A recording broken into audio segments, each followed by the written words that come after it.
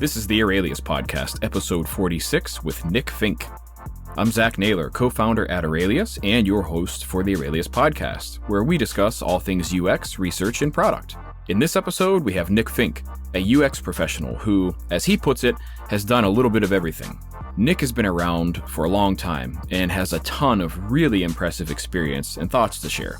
He's particularly passionate about mentoring and coaching other UX professionals and teams. Nick and I talked about a range of things like the difference between leadership and management in UX, growing your career, how to interview well and land a job, and so much more. It was a very good conversation, and Nick shared a lot of his insights from his experience over the years. The Aurelius Podcast is brought to you by Aurelius, the powerful research repository and insights platform. Aurelius is an all-in-one space for researchers to organize notes, capture insights, analyze data, and share outcomes with your team. We recently announced two of our biggest features yet. Aurelius now offers transcriptions and the automatic report builder. You can add any audio or video recording and have notes created for you automatically. Then, Aurelius automatically creates a report with every key insight and recommendation from your project, which you can then edit, design, and share with anyone right from Aurelius.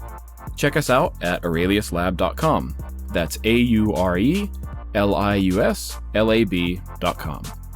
Okay, let's get to it.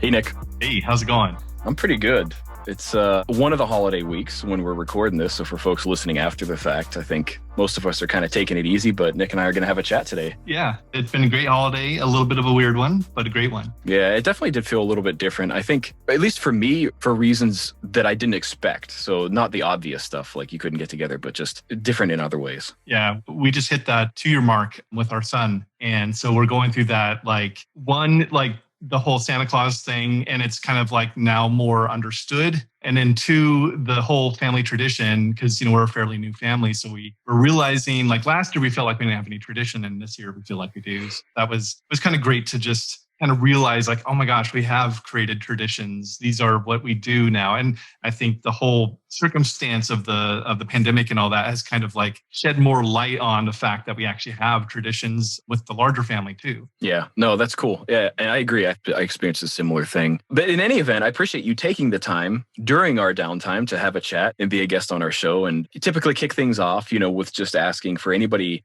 listening who may not know who you are, maybe, introduce yourself, give a little bit of background, the work that you do, things that you're passionate about. So I would describe myself as a UX professional. I know that's kind of like a vague statement, but I've kind of done a little bit of everything in my career. I've been going at this for about 24 years, long since before we called it UX, before information architecture was even a thing. Really just starting out, doing web design, web development before CSS even existed, if you can imagine that. So I'm kind of an old timer in that regard. I've been managing teams for about 14 years. So I've been kind of in leadership roles, managing managers and large organizations for bigger companies as well as agencies. Yeah, I've been doing it for a long time. One of the things I've always done is mentoring. So mentoring's been kind of near and dear to my heart. And I've been recently taking the big leap into jumping into mentoring full time and providing sort of coaching / mentoring services. Been kind of fun to do, kind of get to know people and to see them succeed in the career transition. A lot of people transitioning into the field, of course. But yeah, I worked at a number of companies. Probably the largest organization was Organization of 33 at AWS, Amazon Web Services. And then I also headed up a design team for platform at Facebook. I've been a teacher at a boot camp called General Assembly. Also run my own business, Blue Flavor, for many years, and worked at different agencies like Project 202, Blink UX, a whole handful of other things that I'm sure you could probably just like look online and find out about. But, I think one of the things that I've always kind of focused on is just that sort of the people aspects of what we do as designers, how we operate as designers, how we hire designers, how do we train designers, how do we grow designers once they're on our teams, that sort of stuff. That's been kind of like hyper-focused lately. Yeah, that's super cool. One of the things that I always really appreciate is for folks who've been in the industry a long time, I think we all tend to start out wanting to at least do or try all the things that UX might encompass. We tend to get, at least a little bit better at certain aspects of it, or we tend to have a natural inclination towards those. But one of the things that's really interesting to me is to see for folks who've been in the industry for like a long while, the thing for them. So for you, you've mentioned it, it's sort of the people and the growing aspect of it. And so for other people, it's operations. For other people,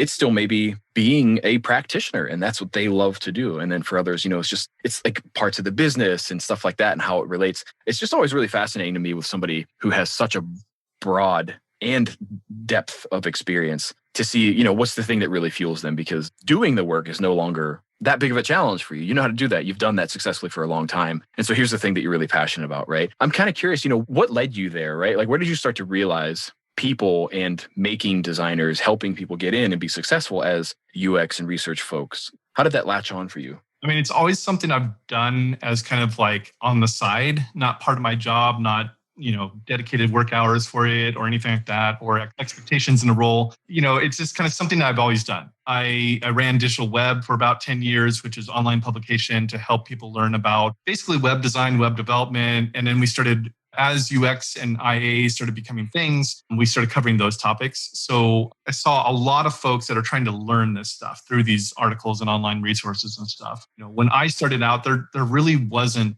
that stuff, right? There wasn't publications, even things like as early back as A List Apart was, it wasn't a thing until later in my career, right? And it was maybe O'Reilly books, but they were all technical. I remember the O'Reilly Pocket Guide where it was everything you need to know about HTML on a little brochure, which is pretty amazing. So there's a lot of that kind of stuff that like the learning part of it. And then as I went through my career, I kind of realized that gosh, I've kind of done a little bit of everything. I've worked, in-house at tech companies that were big. I've worked at agencies. I've freelanced. I ran my own business. I've done volunteer projects. I've, started a nonprofit for a while, like all these kinds of things. And people really appreciated the advice, to be able to give like my experiences and share my experiences with them, and they could take away something from that. And then in the one-on-one mentoring situations, it's like I find a lot of that knowledge that I have can be applied into that sort of space for sort of more coaching purposes. So, I kind of found that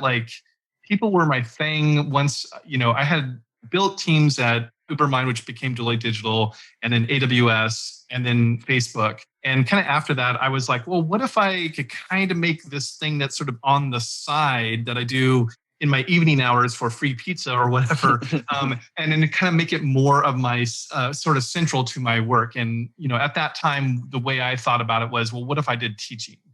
And that's what got me into teaching the boot camp, which, it was a learning experience. It was kind of interesting, kind of working under a different curriculum created by a different organization.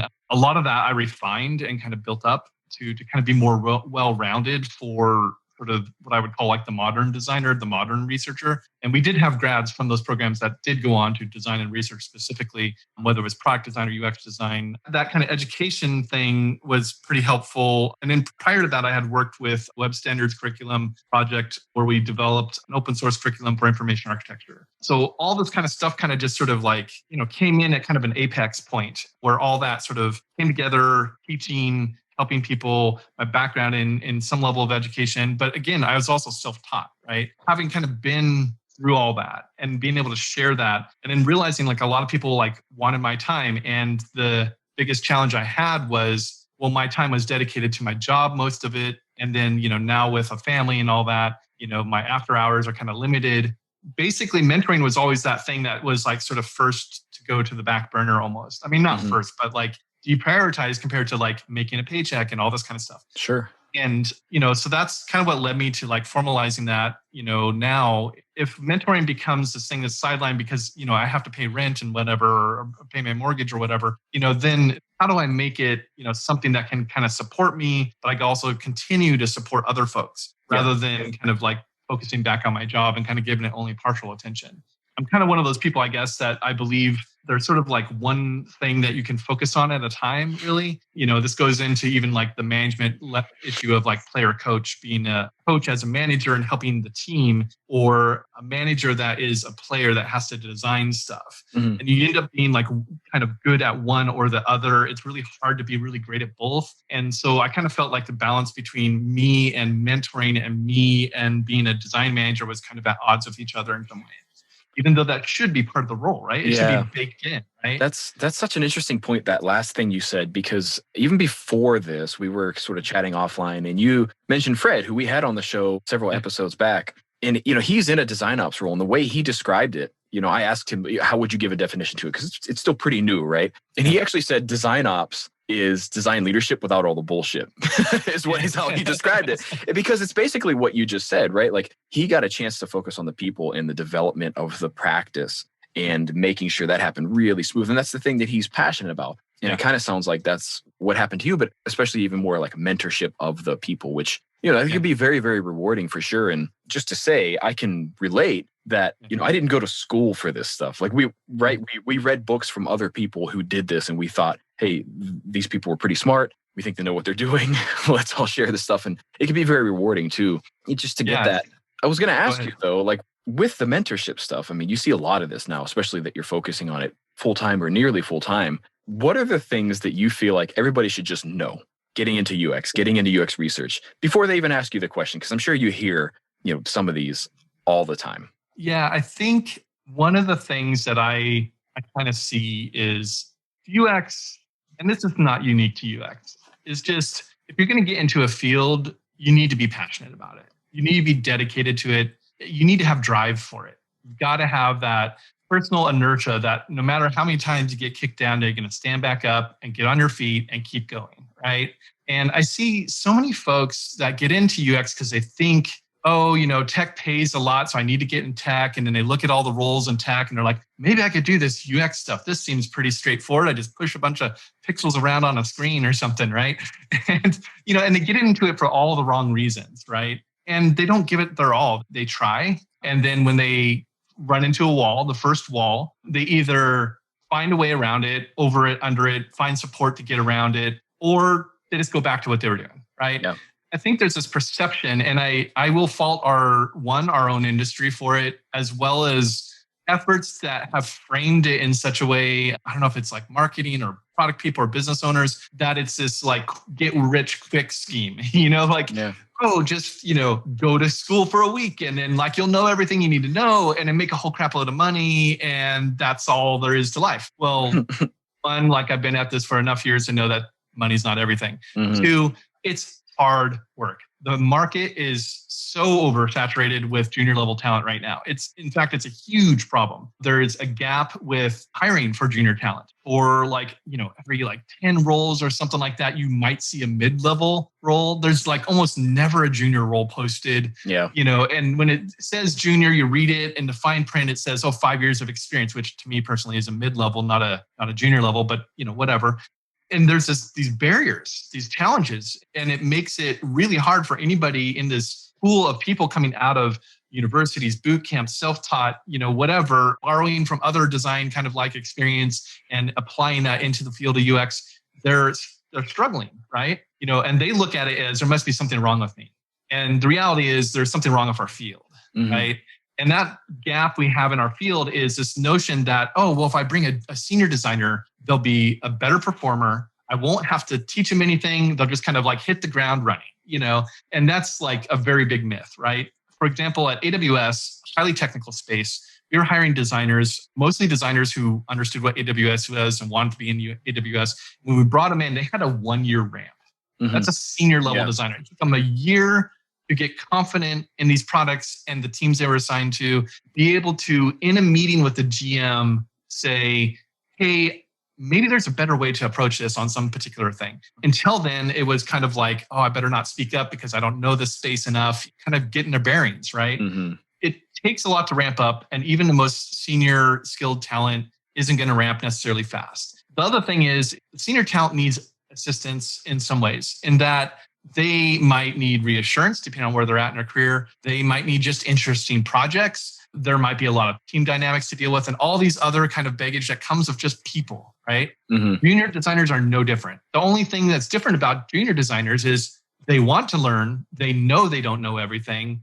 They're eager to impress, and they need a little bit of guidance. Yeah. And what we instead run into is this inability to hire junior talent. So the senior talent we find in some of these companies are overextended. And when you look at why they're overextended, it's because they are literally doing these really basic things that totally a junior designer could do. That could absolutely be delegated to a junior designer and then free up their time to focus on these big picture, bigger problems kind of stuff. Yeah. But instead, they're in the trenches doing 1,000 wireframe variations of a screen for all the different states or whatever, or a prototype or whatever they're doing. And meanwhile, the teams are just chugging along and just moving forward almost without them, right? So we have this kind of experience gap where we're unwilling to hire and invest the time and effort into mentoring and coaching junior designers. But meanwhile, we're okay with turning our senior designers into these workhorses that are just cranking out work. And maybe it's because they ask less questions when they're really busy like that. But unfortunately, we need a lot of questions to be asked. We're at a state in technology where there's a lot of stuff that's shipping that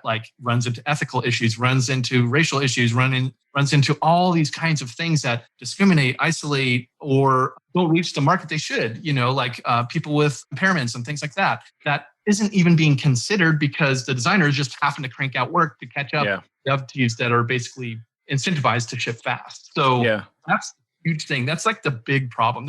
I'm paraphrasing my keynote talk here pretty much, is that experience gap in terms of education, knowledge, and levels of experience. Yeah, I really appreciate that. Just to kind of distill some things that I took away from that too, and even maybe add some of my own lived experience, is a lot of times you lose senior designers because they're not fulfilled and they're not being challenged. And what you just described is one of the huge reasons why, is because they're doing things that to them feels like commoditized. Now, somebody needs to do that work, but as you said, junior designers can actually be a great fit for that, and it helps get their feet wet and really the experience that they need. And the other thing that I took away from that reminds me something I always tell people, which is I can teach anybody how to design or do research. It's teaching someone the right thing to design. Or in your case, maybe the right questions to ask and the right things to be thinking about. That only really comes with experience. You can teach that, but that costs you a lot more money and it takes you a lot more time. So you're almost better off allowing those people, right? So then you can solve this problem with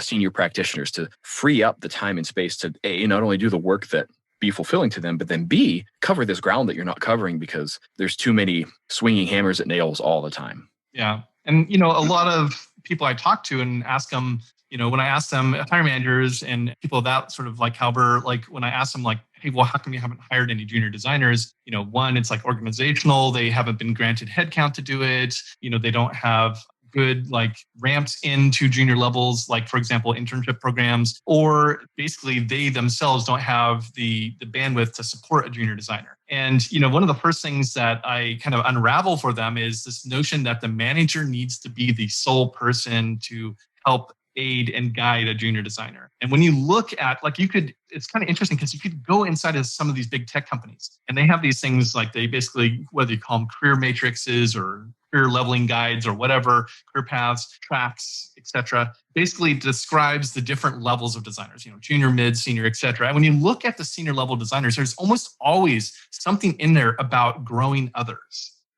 helping other designers get better at their craft. And if I look at the reviews that I've seen of other managers saying, oh, why this person that's senior needs a promotion to principal or whatever, and I look at that particular bullet point, it's almost always kind of just a wash. They're this person kind of helped on this one little thing. And it's no. Did they take a junior designer under their wing? Did they help grow that person and solidify them in their role, or help them, build their skills and elevate to the next role, mid-level, whatever it might be? And that should be baked into our job expectations, especially at the senior level. Mid, you can argue whether they have enough experience to be able to mentor and that sort of stuff and guide. But the other thing is a lot of people have this notion of what a junior designer is how much knowledge they have, how much ability they have. Let me tell you, I had a team of 24 directs. I know that's insane. Never have that many directs, by the way. I had a team of 24 directs. We were looking at building an internship program. We ended up hiring this one intern. And this intern, it was so amazing. One, all the things I talked about, eager, always wanting to impress, all these kinds of things. And some of those can be faults, you can over-index on things like that, right? But the thing is this junior designer actually started running circles around my senior level designers. They started outperforming my senior designers. They started taking on more scope and responsibility than even my senior designers had.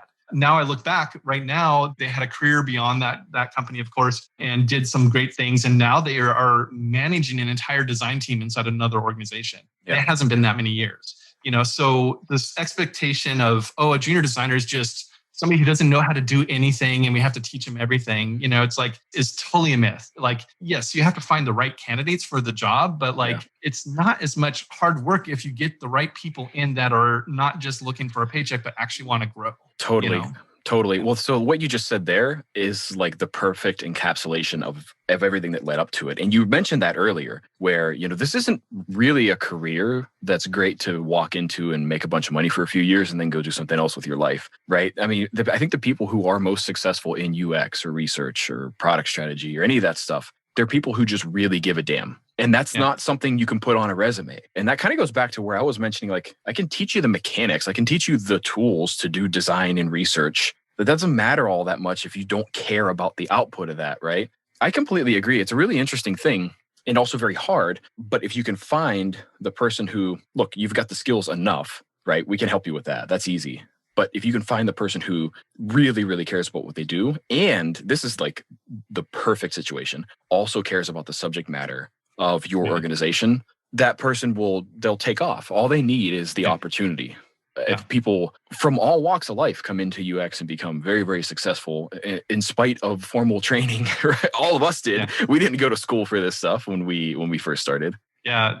I mean, you talked about like, people who care about the area, the team, what the team is doing, the product, that space. I mean, I look back at AWS. If they didn't understand what AWS was, we wouldn't hire them. We might hire them for some, other role inside of Amazon, because when you interview, you actually interview for Amazon, you're interviewing the candidate for a role at Amazon, not for necessarily a role on your team. What we found the best success was, when people came in and they knew what AWS was, maybe they didn't necessarily use it because they weren't necessarily the target audience, but, they had enough familiarity. They knew how to talk to it at least, and they positioned what, case studies they presented, based on that, right? Versus the candidate comes in that clearly is taking the shotgun approach to job hunting, right? They're like applying at 1,000 job postings every day just to see if there's going to be a bite. And they're looking at it from a statistical standpoint, right? Mm-hmm. And they're like, somebody's going to bite. It was like, yeah, somebody's going to bite, and you're going to waste a lot of their time because you're not going to know why you're interviewing there. You're not going to know anything about the company. And meanwhile, the company's going to see right through that, right? Yeah. And we've had a lot of people that interviewed. They might know something about Amazon. Oh, why do you want to work here at AWS? Oh,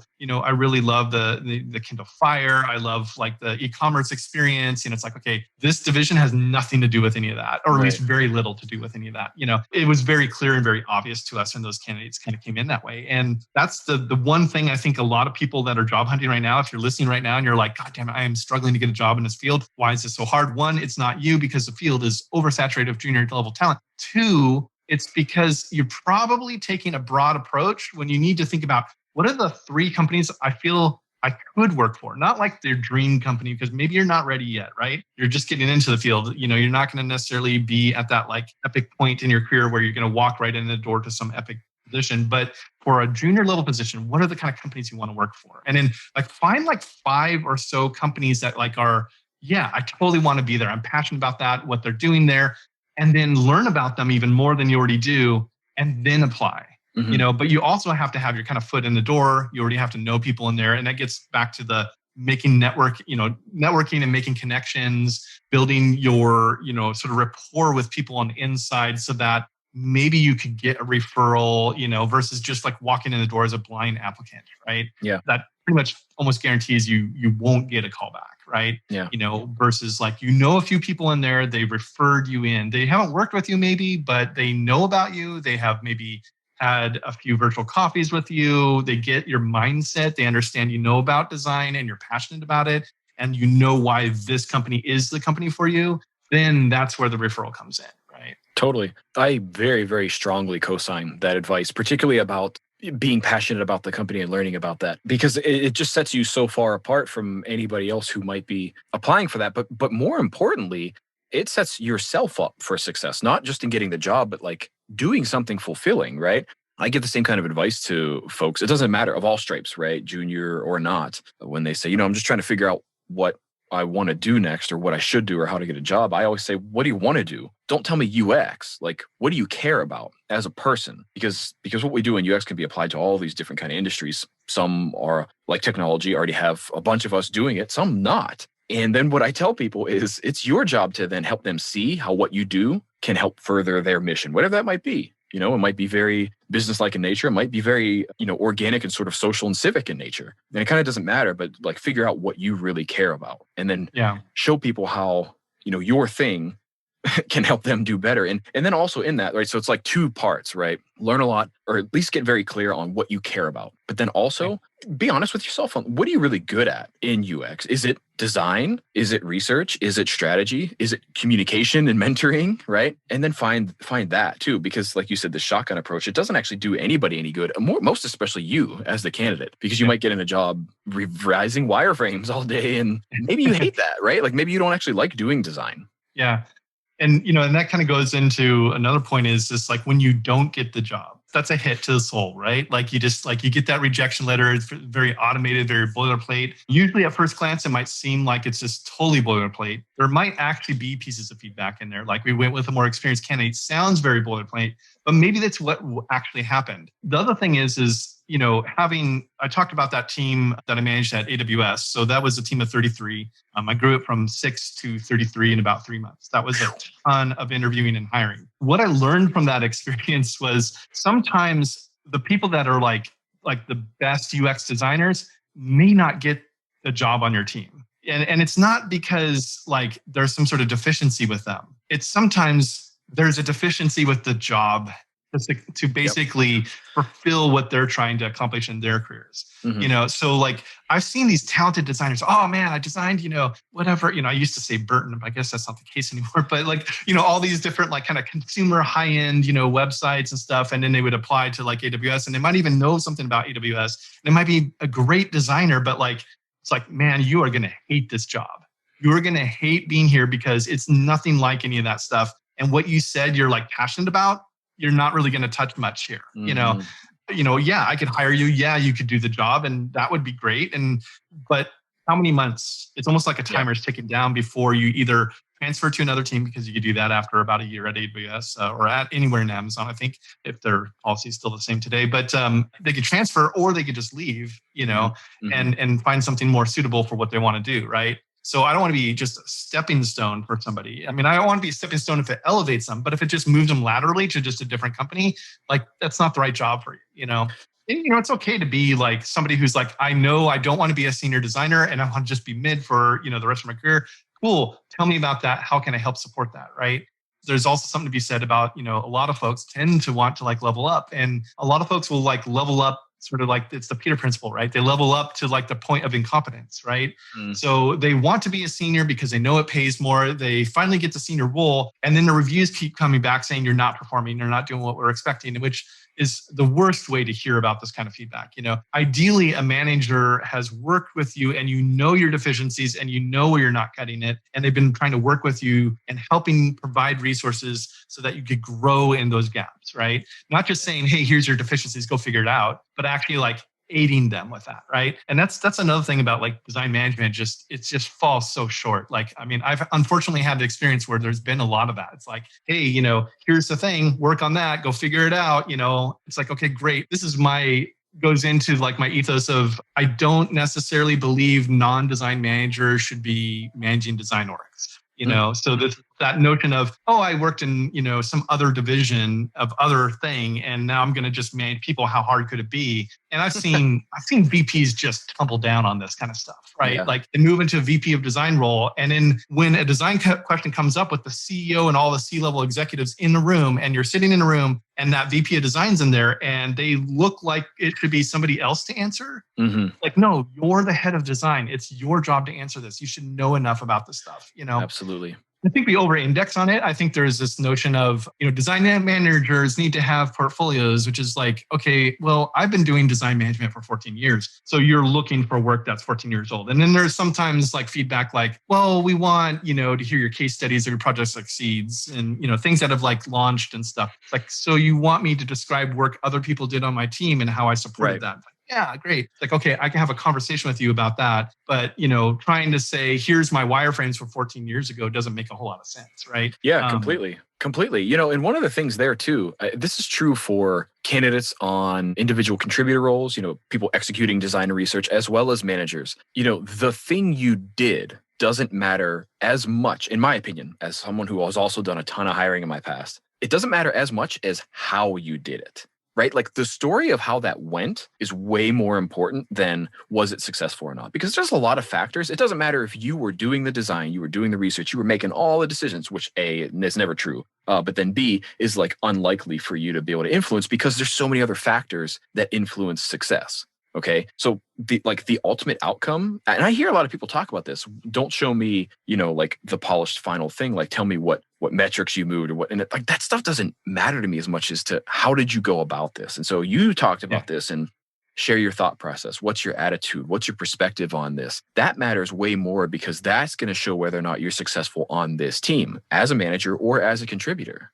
Yeah. And, it's funny because I tell all my former students this, when I look at case studies online, like they have a portfolio online and there's all these great case studies. First, there's this, nobody reads. It's like, well, yeah, nobody reads the first time. Like I'm just looking through 1,000 candidates. I don't have time to read your full case study. That's true. But by the time you're interviewing on site, I do have time to read your full case studies. Mm-hmm. That said, when it's like the first couple rounds and I'm like trying to see if this person should be, paired up with a designer to do a one-on-one interview or something over the phone, like I'm going to look through your case studies. And the way I look through it is I look for that section that says what I learned, some kind of learning section, and it doesn't have to really be a section, but like I'm looking for I did this project and here's how I grew by doing this project. If there's some kind of nugget in there, whether it's at the end, at the top or wherever buried in between, weaved in, as long as that's in there, I feel like, okay, this person knows they don't know it all. They know they learned something from this project. They can articulate what it was that they learned from it. Maybe they would do things differently now that they know this, or maybe they would at least ask some different questions at the start or whatever it is, right? Because, what scares me more than that is the case study where it's like everything went perfect and no learning was involved because they just knew how to do all this stuff and everything went off without a hitch. It's like, okay, this doesn't sound real. This sounds like somebody put up a facade behind what really, there's team dynamics, business disagreements, pivots, reorgs that happen in the middle of projects, all this crazy stuff that we're sort of afraid to show because it doesn't look like a perfect case study, you know? Yeah, we want to pretend that everything went really well because that'll make it seem like we can replicate that. And that's not true. It never happens. And that actually, it reminds me of something that you said. If you get a rejection letter, sometimes it's not you. Sometimes it's that place or the role or the situation. And sometimes, especially if it's a good manager, a good hiring manager, they say this person isn't right for this because they're not going to get what they want out of it. Yeah. Because one things that I tell people new to our field is when you start interviewing, remember that company needs you just as much as you need them. And it's got to be a mutual thing. And so the more we can cut out all of this facade that you say and just get to truths. Hey, here's our warts. Show me your warts. Let's figure out if this works well together. Because if you can jive with the team and the culture and the way we approach stuff, that's indicative that you can help us all move forward. And we know it ain't going to be perfect, but we know that you'll work with us well in this dynamic, as you called it, right? But if we both putting up these what's the old term? Potemkin village. It's like these things that look really great, but there's like no substance behind it. We're lying. We're quite literally lying to each other, and neither of us are going to get what we need to be successful. Yeah, it's tough to say because so many people are in situations where they don't have the benefit of a network or somebody on the inside to get in, and we've been trying for years, and they finally got like that interview, and they don't want to mess it up and all this, and they can't help but think like, well, gosh, if I'm truly honest about what happened and how messed up this thing was, it's going to make me look bad compared to the other candidate who's not willing to be honest about it, And the funny thing is like as a hiring manager, it's like if you've done enough interviews and you can kind of read through it, you can kind of say, okay, this person's either not telling me the full story or they were the problem, they don't know what the problem was because they were the one.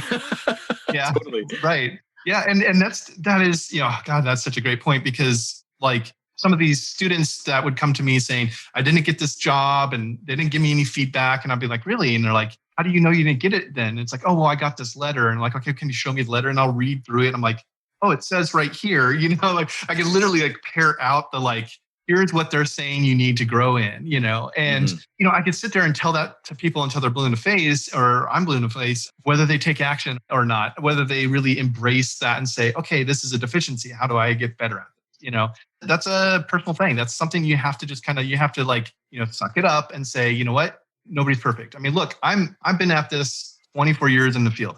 I'm still learning. I'm not perfect. I screw up things all the time. And I tell people, like, I remember just having a conversation the other day with one of my buddies that I screwed something up years ago and we had disconnected for a while. And then I reconnected with them and I'm like, hey man, sorry about that screw up. I should have done this. I wasn't thinking about this. And he's like, hey man, like I was still learning. And then we basically was kind of like, yeah, you were learning to be an IC. I was learning to be a manager. And we kind of both grew from that, But sometimes like we have to make those mistakes to learn from them. And, that's why I'm a big fan of sharing that mistake and what people learn from it. Because it's not so much that like, oh, I did this thing in this project. Here's my case study. I did this thing in this project and I totally screwed up everything. Or I totally screwed up this one part. It's like, okay, yeah, if you just leave it like that, it's probably not going to go over well in an interview. But if you said, here's the actions I took to try to, one, surface the screw up, two, try to remedy the issue or get support to remedy the issue. It doesn't have to be you to save the world. It could be you relying on somebody, being smart enough to know that somebody else can help solve the problem better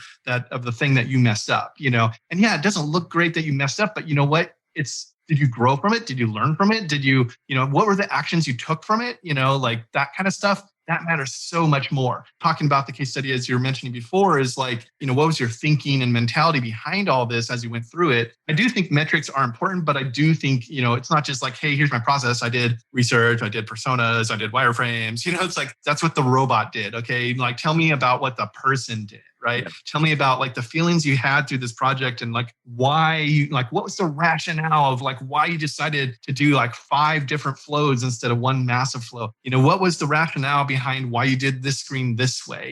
Even on that like tactical level, there's some thinking behind it, right? And we want to surface that versus just like, here's my wireframes, here's my final design, and like, okay, this doesn't tell me anything about that experience. Yeah, that's very, very true. I mean, the person that you are, the things that you care about and how you do this work are really what's going to make you successful or not. Because like we've talked about already, the robot can do the thing, right? Like we can teach anybody how to do that. It's applying it from a certain perspective and with a certain passion or not. I think that's really going to separate people, There's one thing I wanted to add a caveat to in terms of a portfolio or a resume or anything like that. It's with visual design. That is one place. That's one caveat I would add that, yeah, I want you to wow me, right? Because like you're trying to hire somebody who does really great visual work, but I still want the story behind it, right? Like I don't want to just see some really flashy and really cool and interesting and elegant stuff. I want to know how you arrived there and I want to know how you made those decisions. I think in those cases that does matter a little bit more. Yeah. It depends on like what the product space is and stuff. I mean, like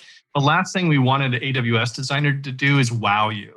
Right? Like, right. Like seriously, like people need to get their tasks done. They need to get in and get out. They're managing thousands of servers, like they just need to get something accomplished, know that it got done, have confidence and trust it got done, and then be able to move on, right? So, this whole like, hey, let's play Pong while this thing loads up or whatever. It's like, that's a great wow factor for some scenarios, but in other scenarios, it's totally like flawed, right? Mm-hmm. Especially if you're dealing with like high performing systems, complicated systems that involve many subsystems like that. Because, I'll be honest, like when I started AWS, they had like 72 services and like 50 of them were launched. And by the time I left, there was 150 launched services. That's a massive, complicated system. So many moving parts, and some of them are simple and some of them are complex. Like one of them, you had to learn machine learning.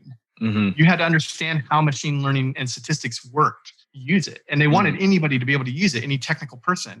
I could upload my database, but you have to actually understand like what the bell curve looks like and why there's outliers and what does that mean about your data set. That is something that like isn't going to be just this, hey, let me just show you a video and then move forward from the sort of tutorial and then boom, you got it. It might take several sessions. There's a lot of things that like wow is one thing. And I think there does need to be some level of delight in things, but like knowing when and where and to what degree to place that sort of delight is important. We tend right now, these portfolios over-index on delight. They have you're just trying to read the damn thing, and there's stuff flying around and animating and spinning, and your scrolling is impeded because something else needs to animate in based on your scroll location. Cool. I just need to read this, and I had 10 seconds to do it, and you just spent 20 of my seconds, and now I need to move on to the other candidate, right? Yeah. So I think we over-index on wow. It's like, if I want a motion designer, yeah, do that. Absolutely do that stuff. But I'm not hiring a motion designer. I need an interaction designer that knows how to build things simply and straightforward, right? Yeah. So to me, the visual designs, yeah, they are one of the final artifacts, but they are not the final. If you want to wow me, show me a link to the launched product if it's public. Now, not everybody has that. A lot of people work on products that never launch. Yeah. And they can't even show a case study on some of them because they have IP, right? So and there's this notion, it's behind a password. Oh man, that's the quickest way. Putting IP related material behind a password is the quickest way to get actually dismissed from a job interview. You don't have authorization to share it, and now you're sharing it in an interview. Now we're wondering what else are you going to share behind closed doors? It is we've had to dismiss candidates at AWS and other companies too. But the thing is having the case study is one thing, but again, articulating it, right? Now, if you can't show it, how do you show visual design? You can't. It's an internal thing, IP-related thing, NDA, all this stuff. You did the visual design on it. You might have to just not have that case study, or figure out ways to talk about it without showing anything, and to talk about it on such a level that lawyers reviewed it and said, yes, this content, and they blacklined out, just like a federal government, blacklining out, okay, you can't say this, can't say that, and then launch that case study. That might help, but that's going to be a pretty hard stretch, right? And so those kinds of folks, which there's a need for those folks. We need people that can work in highly sensitive IP, internal related products. How do we find them? It's not going to be through a portfolio, right? So we have to start rethinking about how we think of the portfolio. What do we think of portfolio just between manager and IC, but also internal worker versus external worker, consumer versus enterprise. What do these things look like? And I think there's this notion that once a portfolio, always a portfolio kind of thing. Oh, what's the best portfolios out there? And show 15 portfolios, and they're all completely different because, portfolio 1 was actually an industrial designer who happens to do digital. Portfolio number 2 is from a motion designer who's also a product designer. Portfolio 3 is somebody who does development and is showing off some of their code as well. These are all different portfolios. So we can't sit there and look at them like they're all cookie cutter the same thing and say, these are the best ones. You should make a portfolio like this, because it varies depending on circumstance. It varies depending on your trajectory, what you want to do, what the company is that you're applying for, so not every portfolio will be the same. It's a flawed mechanism, right? Because we got in this notion design, it's visual. It's no, there's a lot of design work that is absolutely not visual. At AWS, we had designers working on APIs. That's command line. That's nothing to do with interface aside from the command line notion of an interface, right? And we had, later on, they had people that were working on oral interface, Alexa and things like that, how you talk to it and how it responds and what are keywords and triggers and what, mapping out the human language, all human languages. And all that stuff is not on a screen. It might be in a flow, but there's no visual artifact, So to say visual design is important if you're going to be doing that as part of the job, right? And I think this notion of a UX designer having to do visual design is kind of a flawed notion. Yeah. I think we need to kind of take a step back and say, what is a visual designer, right? What is a UX designer? You could even argue, what is a product designer? And, which you kind of combine those two at that point. And that's fine if that's what you're hiring for and that's what your need is. But I think we've gotten into this world where the investment in design is so minimal compared to investment in engineering and development that you end up in this situation where it's we need to hire 5 people, but we're going to only have headcount for 1.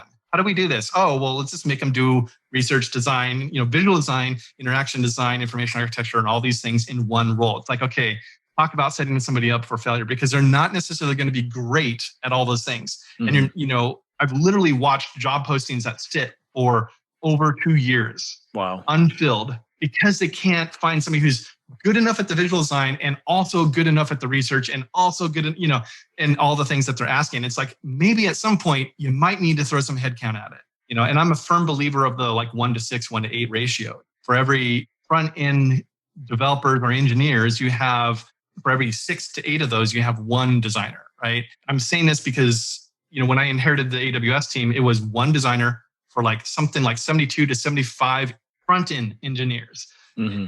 front-end developers, basically developers that got the short straw and had to do front-end and hated doing it and subpar, like whatever.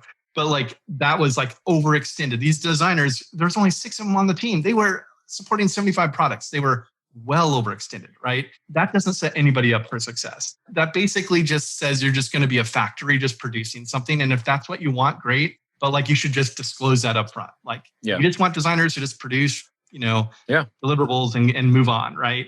That's not going to fill that need, that like this notion that, UX is important. We need to invest in UX, that you hear from all these like business magazines and all this kind of stuff, right? Like that's just going to be sort of lipstick on the pig at that point, and I hate to use that analogy, but that's really what it is at that point. Yeah, definitely. That sort of brings together a lot of things that we touched on. It just comes back to being honest with yourself. The company, hopefully a hiring manager being as honest as early as possible. Because in some cases, it's like, I just want to get my hands dirty and I want to crank out a bunch of stuff to get that experience. And if that's what you need, then this is a perfect fit, right? But if it's not, and you're pretending that this is this big strategic role where you're having much more of an impact, and then all of a sudden you sit down at your desk and you go, I'm doing revision 32 on this file, right, and that's not my forte, And so here's the question. Cut your teeth, right? Like that's absolutely it, right? And so it's like, why are we labeling those roles senior? I don't know. Right, like totally. It doesn't help anybody.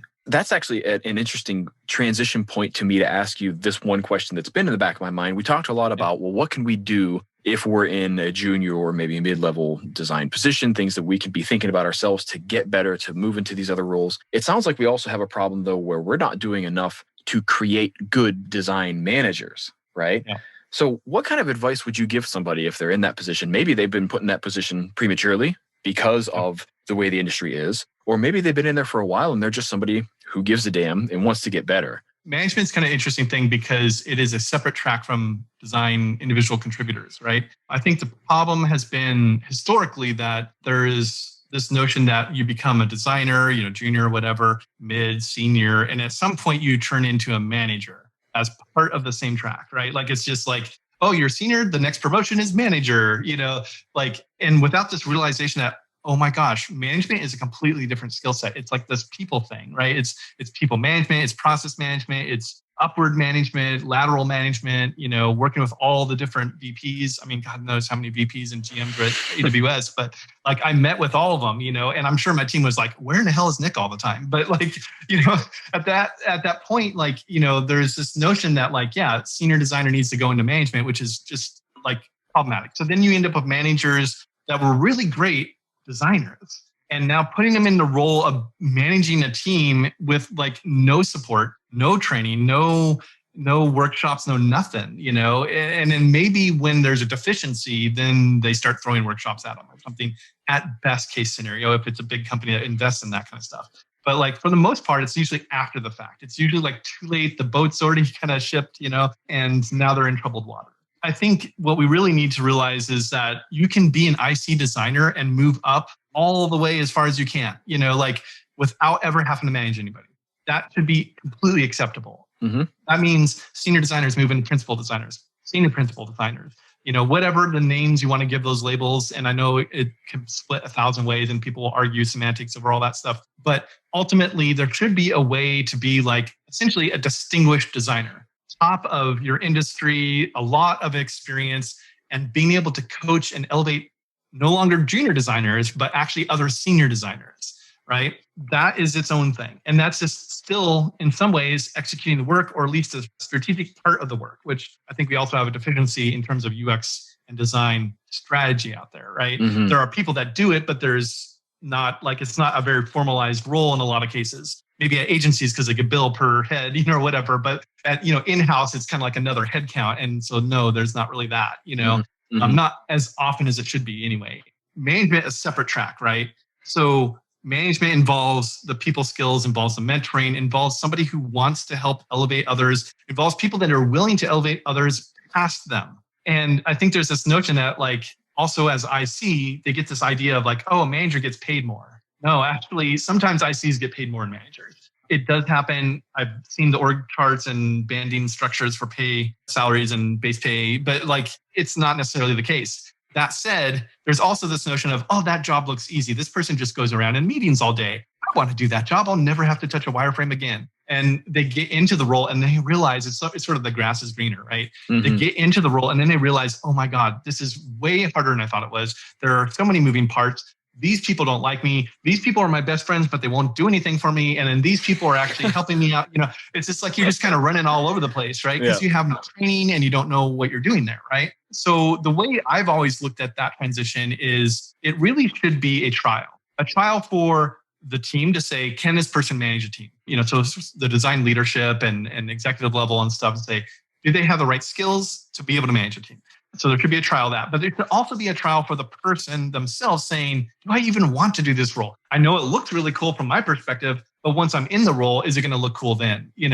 What I would do is what I call a limited run trial, a 1-year trial. So I call it design lead role, which is a temporary 1-year role where you basically put somebody in a position where they are now officially managing people, but in, the org chart would still say the manager manages the people, right?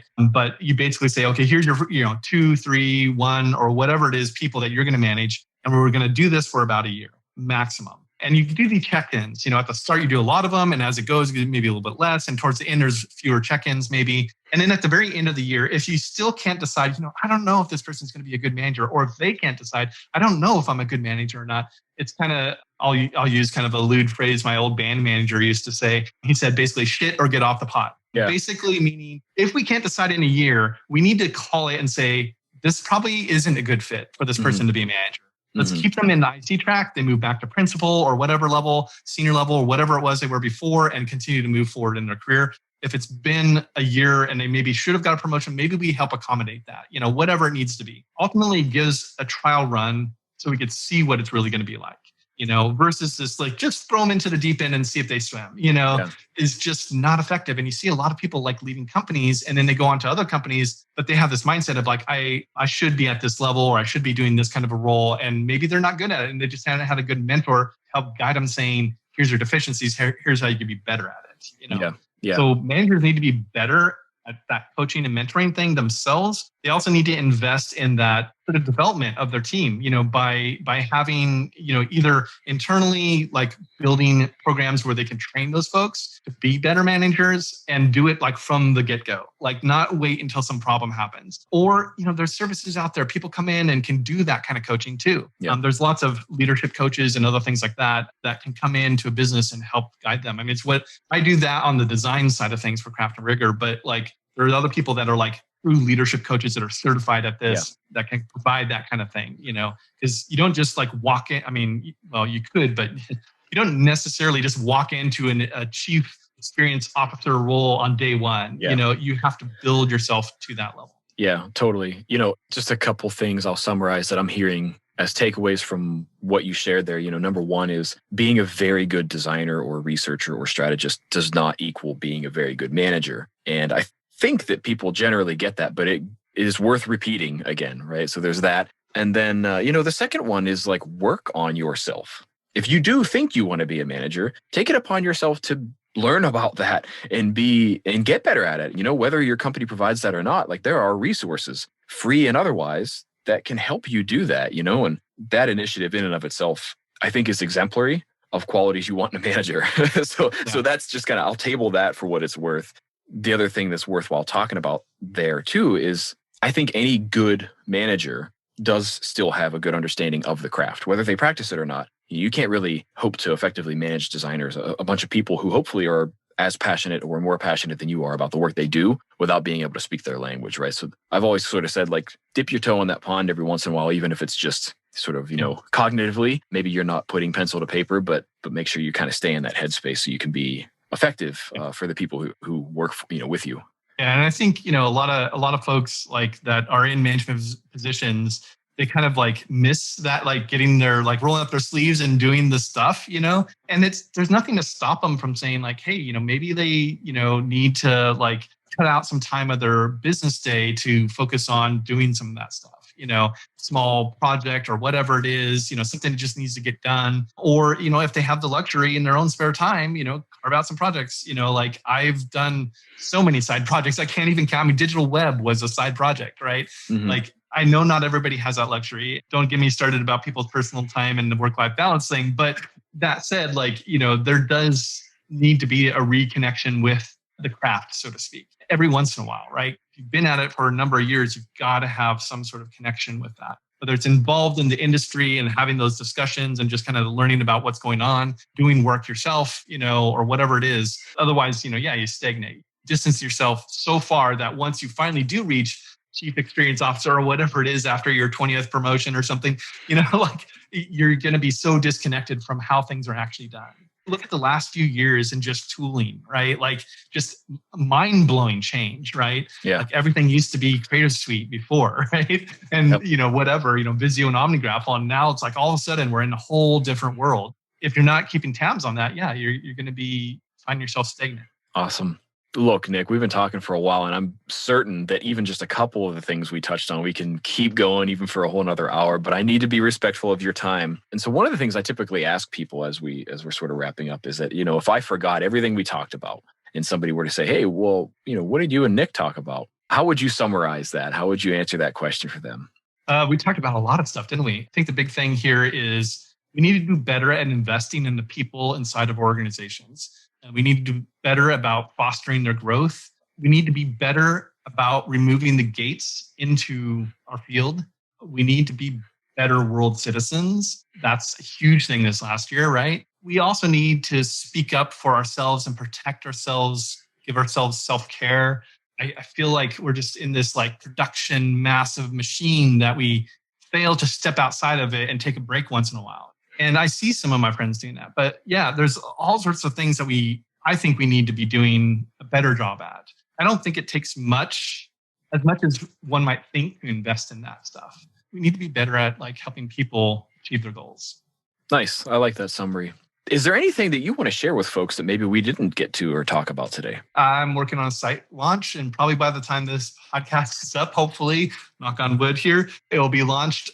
I am offering mentoring as a service, full disclosure there. But I also do sometimes free mentoring, depending on the candidate, for a lot of factors. Basically don't have the opportunity that other folks would otherwise have, especially the opportunities that I've had, which I've been very thankful for. So I do a lot of that. And, craft and rigor has been something that I've been kind of kicking around for a while, and it's kind of finally start to materialize. So look for some sort of announcements related to that, which is Craft and Rigor, for those who don't know, is just basically my business that I run right now. It does support my mentoring, but I also do essentially design mentoring and advising for organizations that are what should my design team look like? How should it be structured? When should I hire a junior designer?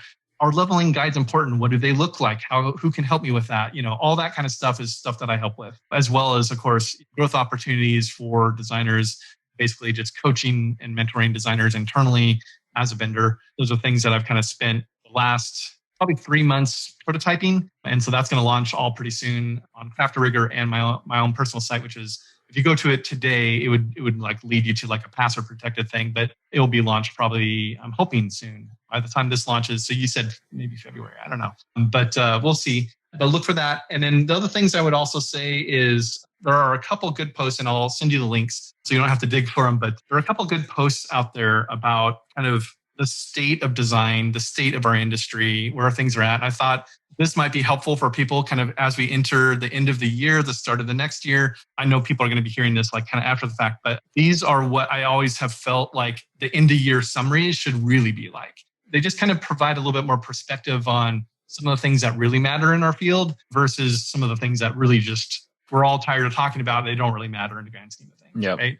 Nice. Okay. Well, I'll look forward to that too, and we get those links and into your new site too. And knock on wood that it's also live when we get this episode out. We'll have links to all that stuff in the show notes. So for those of you listening, just go ahead and head over to our site where this episode is posted, and you'll be able to check those things out.